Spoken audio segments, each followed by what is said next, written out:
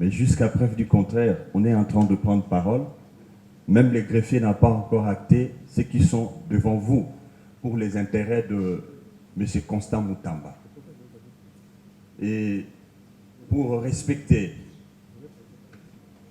la déontologie des avocats, je voudrais assez que les bâtonniers Kitenge commencent à se présenter et ainsi de suite. Et puis, si vous autorisez, qui vous a donné ce droit-là? Vous pouvez nous dire pourquoi le prévenu Moutamba n'est pas avec nous? Donne-nous la raison qui fait qu'il ne soit pas avec nous. Monsieur le procureur général, près la Cour de cassation,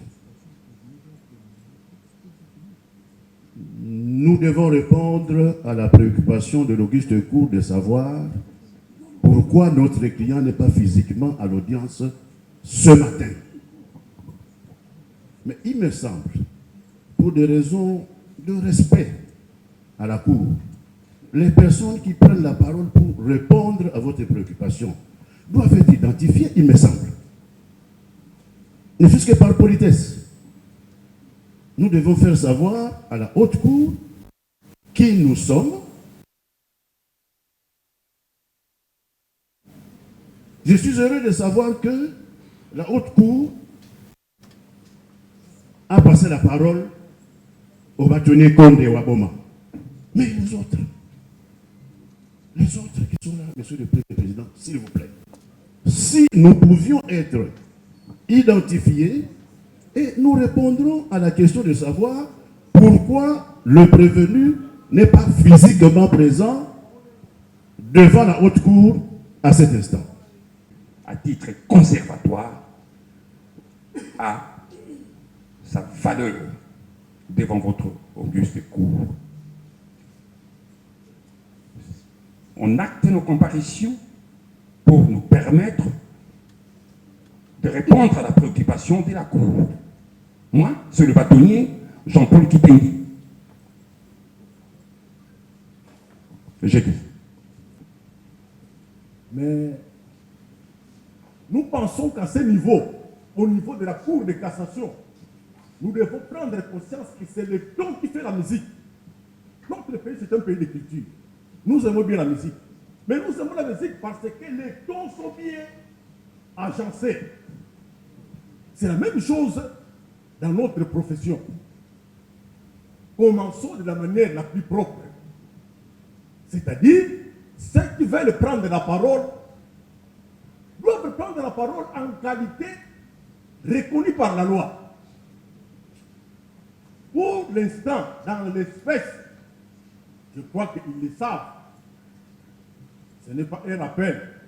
Mais moi, je ne fais que reprendre ce que la loi prévoit. La comparution du prévenu Moutamba Kungunga est de mise. Et s'il ne comparait pas, c'est à la Cour de tirer les conséquences de cette non-comparution. Donner la parole à X ou Y dans les couloirs, oui, j'accepte. Mais pendant cette instance, je pense que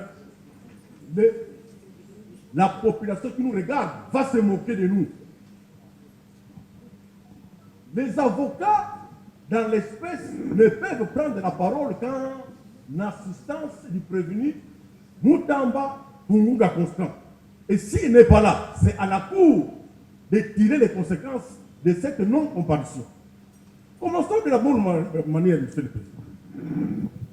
La Cour va vous identifier. Voilà. Merci beaucoup. Et après, nous allons tirer les conséquences. La parole va revenir au procureur général pour la suite.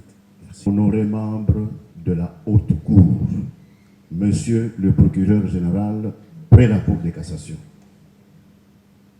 vous devez, me semble-t-il, avoir remarqué que les avocats eux-mêmes ne réalisent pas pourquoi M. Moutamba n'est pas là.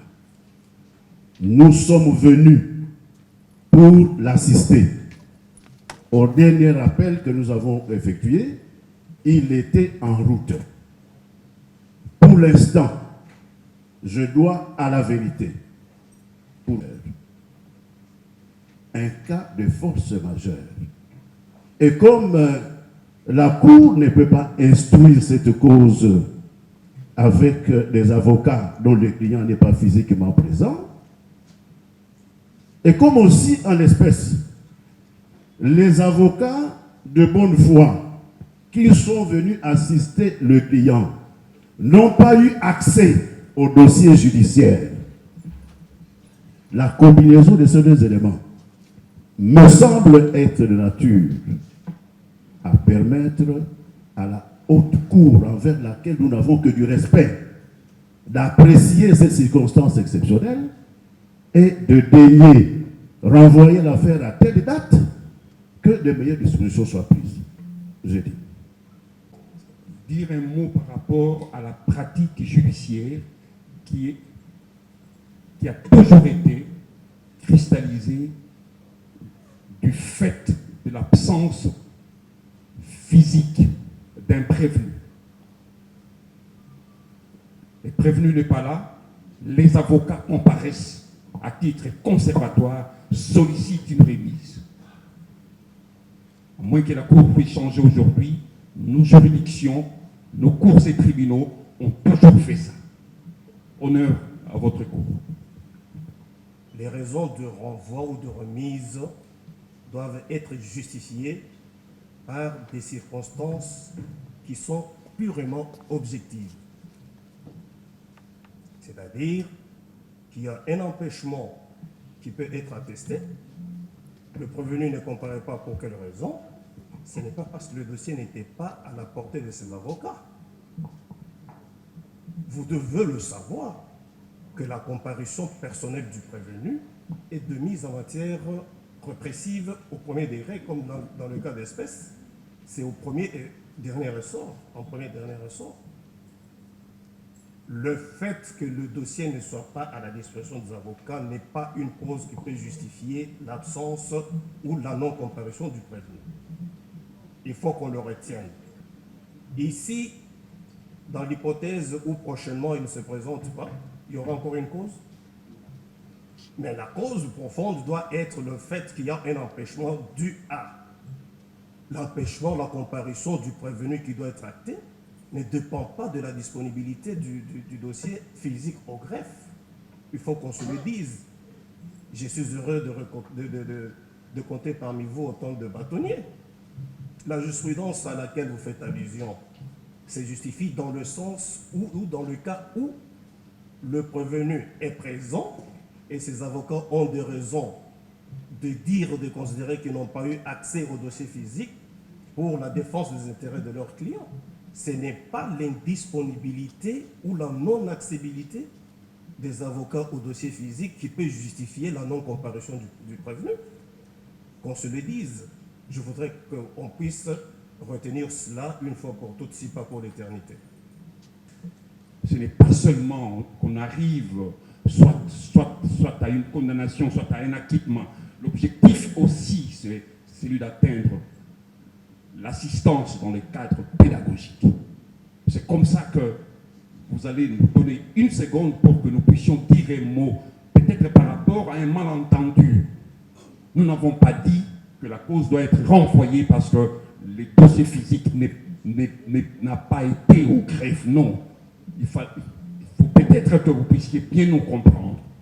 Nous sommes en train d'évoquer des moyens pour que la Cour comprenne que nous sommes en train de défendre une personne qui a des droits en tant que collectif de la défense. Nous avons l'obligation de faire comprendre à la Cour, à la haute Cour, que nous n'avons pas eu accès au dossier.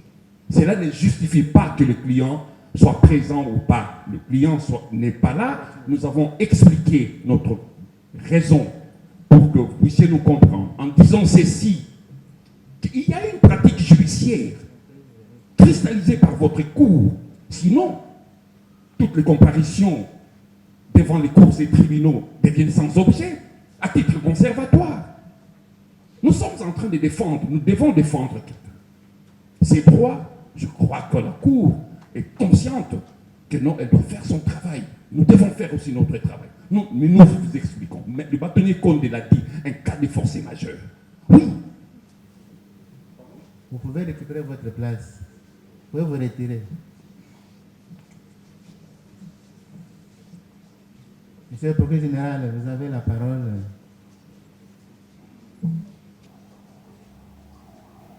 Merci, Monsieur le Président, pour la parole. On a terminé, je pense.